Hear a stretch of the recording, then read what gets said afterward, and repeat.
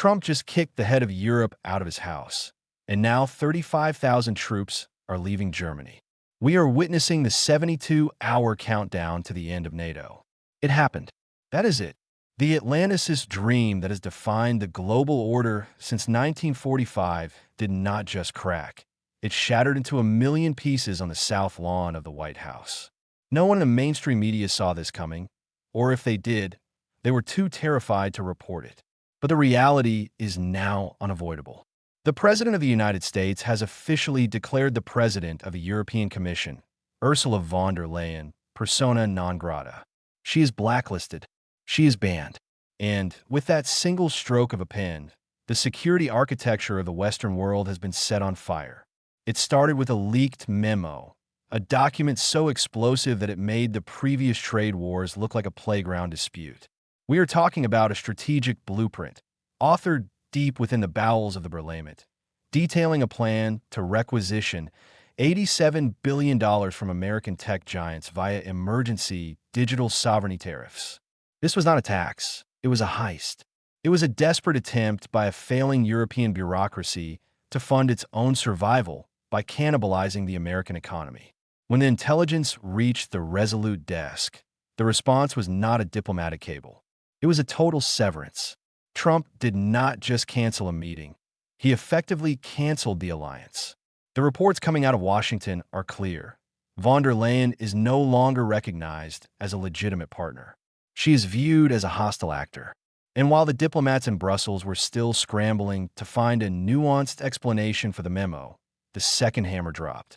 In a move that has sent shockwaves through every capital from London to Warsaw, the order was given. 35,000 American troops are to begin a full-scale withdrawal from German soil within 48 hours. This is not a repositioning. This is an exit. This is the moment the American security umbrella, which has shielded Europe for nearly 80 years, was folded and taken home. The panic in the halls of the European Union is not just palpable, it is absolute. They thought they could play the old game of strategic autonomy while relying on American bayonets to keep the peace. They thought they could tax American innovation to death while demanding American protection for free. They were wrong. The era of the free ride did not just end. The bus crashed. What we are seeing is the final, agonizing collapse of the transatlantic alliance. And the question now is not whether NATO survives. That question has already been answered with a resounding no. The question is what kind of chaos fills the vacuum left behind. The technical reality of this troop withdrawal is a logistical nightmare that the German government is completely unprepared to handle. We are talking about the immediate evacuation of Ramstein Air Base, the nerve center of American power in the Eastern Hemisphere. We're talking about the abandonment of Grafenwehr and Vilseck. These are not just barracks. These are the foundational pillars of European defense. If you remove 35,000 troops and their supporting infrastructure in 48 hours, you aren't just moving men. You are amputating the military capability of the entire continent. The German military, the Bundeswehr, is a shell.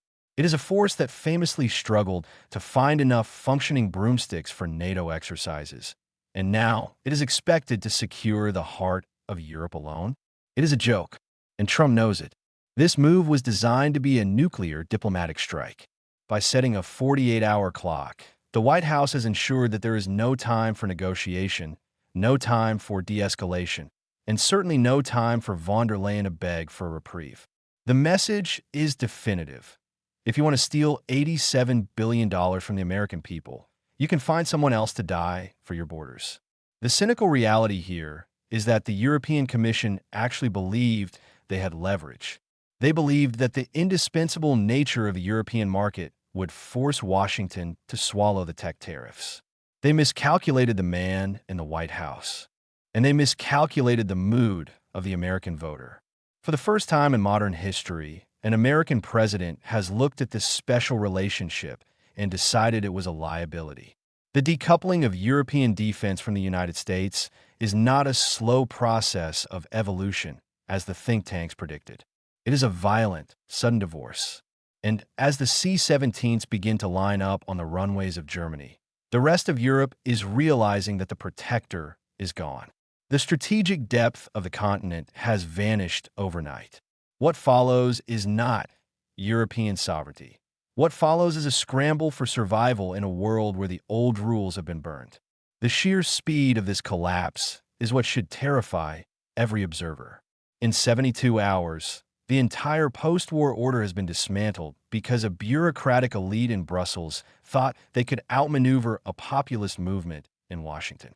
They played for stakes they couldn't afford to lose, and now the bill has come due in the form of empty bases and a shattered alliance.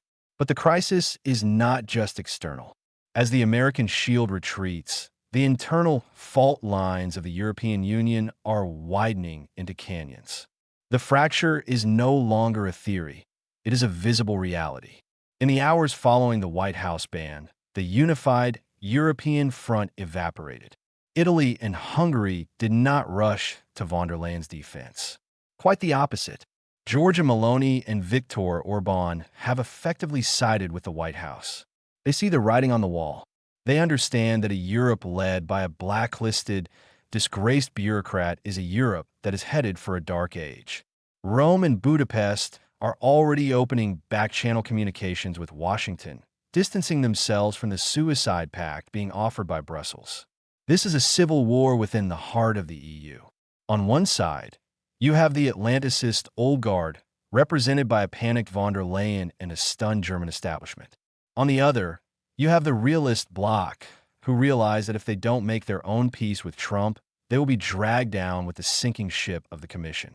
The Trojan horse narrative that the media love to use against Orban has now become the standard operating procedure for half the continent. No one wants to be the last person standing next to von der Leyen when the lights go out. This internal collapse is perhaps more dangerous than the troop withdrawal itself. When the members of an alliance start negotiating separately with the opponent, the alliance ceases to exist.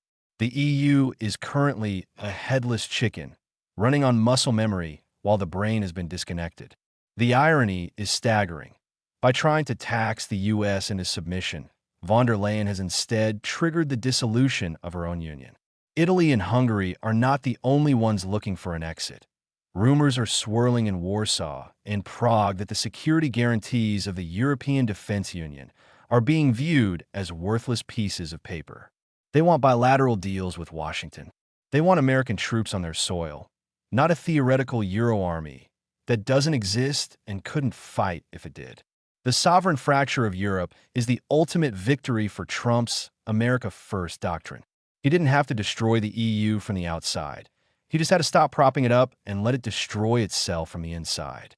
Against this background of total strategic failure, Ursula von der Leyen has decided to double down on a suicide ultimatum. In a closed-door session that leaked almost immediately, she presented German Chancellor Friedrich Merz with a demand that is as delusional as it is dangerous.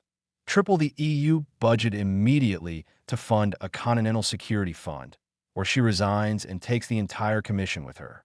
This is the Samson option. She is threatening to pull down the pillars of the temple on top of everyone.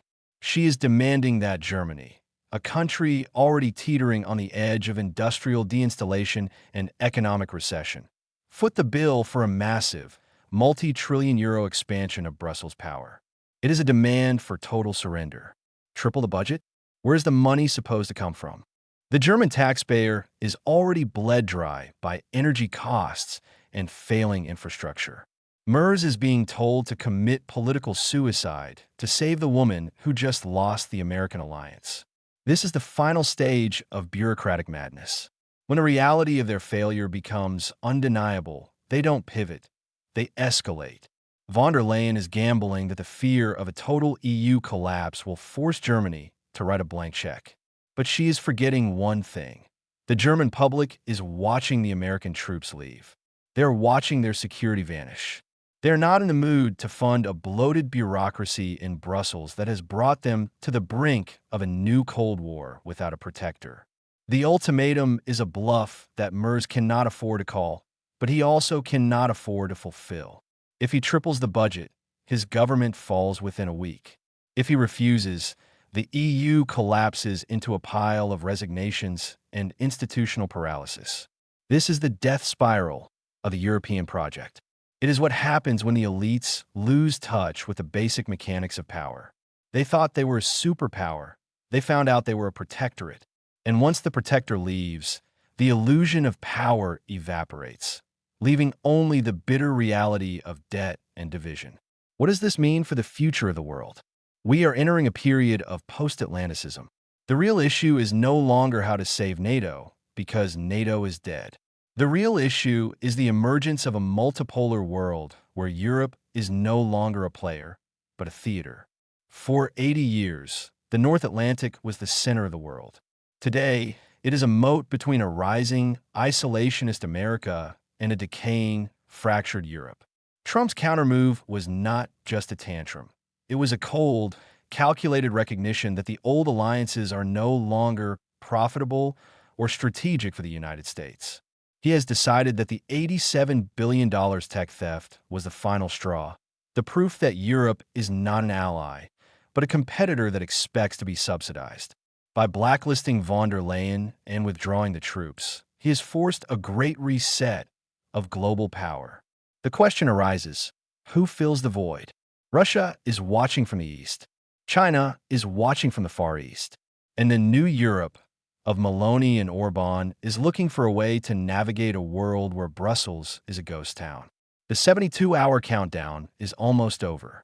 When the last American transport plane lifts off from German soil, a curtain will fall on an era. The liberal international order is being replaced by a brutal, transaction-based reality where force and material interest are the only currencies that matter. You can talk about values and partnerships all you want, but at the end of the day, you can't eat values and you can't defend a border with a press release. The tragedy, or the comedy, depending on your perspective, is that the people who claim to be the smartest in the room are the ones who burned the room down. Von der Leyen's emergency tariffs will go down in history as the most expensive $87 billion ever requested. It cost her a continent, it cost her an alliance, and it cost the Western world its unity. As we look at the wreckage of the transatlantic relationship, the final cynical zoom out reveals a simple truth. Power respects only power. The European Union tried to exercise power it didn't have against a man who has no respect for anything else. The result was inevitable. The lights are going out in the Parliament, the bases are being emptied, and the end of history has finally come to an end. What can you say? No one expected it to happen this fast, but everyone should have known it would happen eventually. The era of the old world is over. Welcome to the new reality. That is it.